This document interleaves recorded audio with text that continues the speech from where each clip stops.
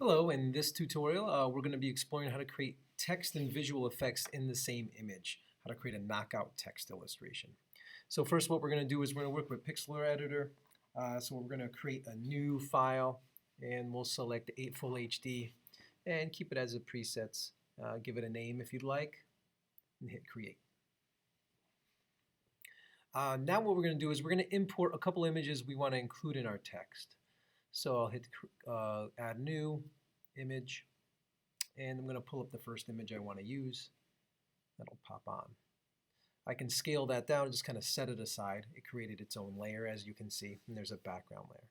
I'm going to hit image again. I'm going to add a second image because maybe I'm going to use 2 images for this. You're welcome to just use one, but I'm going to merge 2 images for my background behind my text. This is a pretty large file, so I'm just going to scale it back, use my navigator. I can also put one layer in front of the other, shut them off if I don't want to see one image, well, with that little checkbox on the right. Now I'm going to click on the text layer. I'm going to say add, and there's all these tools up here for me to adjust my text, such as coloring. I'm going to leave mine as white. And I'm going to shut off the other layers while I work on the text layer here. If I double click on it, I can now create. The player I'm going to highlight in this is called Eusebio, Portuguese soccer player. I'm going to highlight over all that, and I can scale up the font size, stretch it out with this box that's included. I'm just going to set it up in the middle there. Again, always make sure I'm on the text tool when I want to alter the text. I'm going to highlight it again.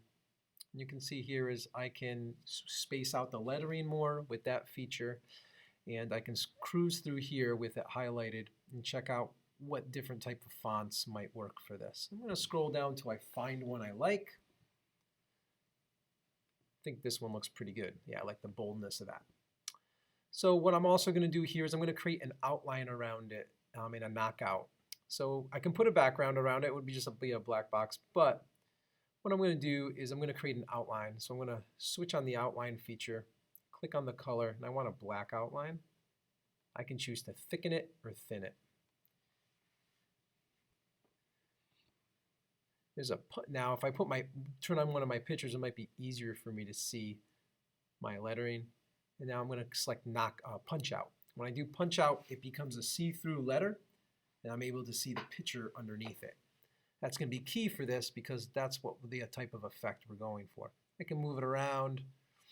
I can go onto my other layers, bring my photos larger or smaller. It might look cool like this to you where you can see the lettering and the whole image behind it. This already works as a digital effect of merging text with imagery. But we're going to go a little further. So I'm going to think about what I want to do with my image. I'm going to shut off my text tool, and I think I'm going to merge my 2 photos in the background using some simple layer mask. So I think I'm going to put that picture of him there, and I'm going to take this one. I want to focus on him on that side. The problem is they kind of have this edge against each other. So if I click the scissors, that gives me a layer mask option. Make sure I have my layer selected. I'll hit my pen tool there, and then I'll select remove from mask, change my brush size, make sure it's soft, and I'm going to start erasing at 100% right there. Every time I bring that wand, it does. Now I'm going to bring it down to about 50,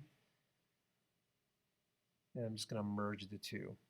So this is, again, just a review of doing some layer masking, but now it gives me a nice backdrop.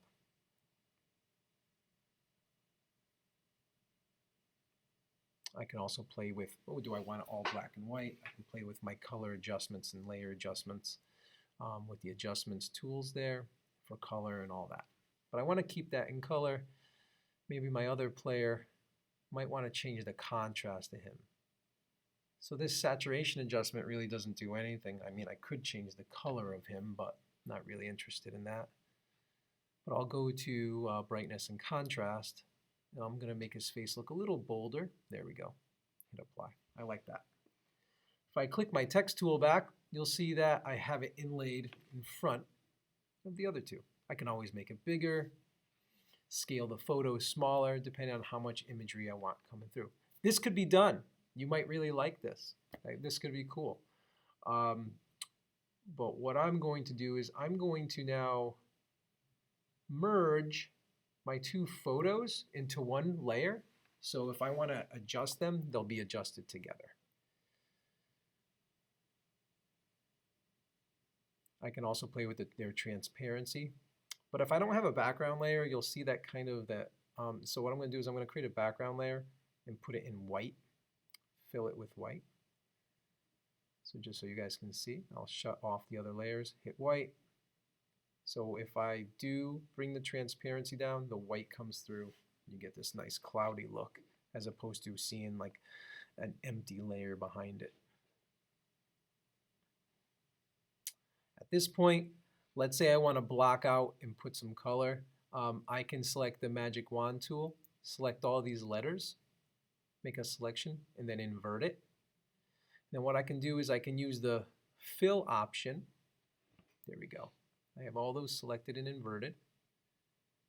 I can use the fill option. I can pick any color I want, say black or white. I can put it in the background.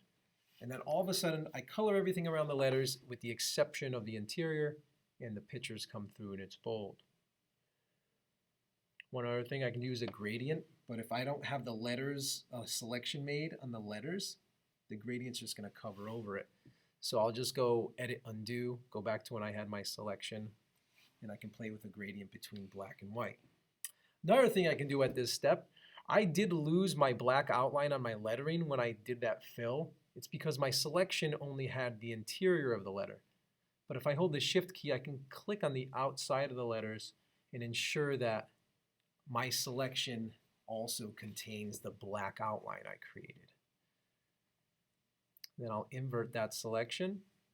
So now when I do a fill, I retain, and if I missed anything where those letters touch, I can just individually fill those little sections as well. Now I have a bold background with a bold outline.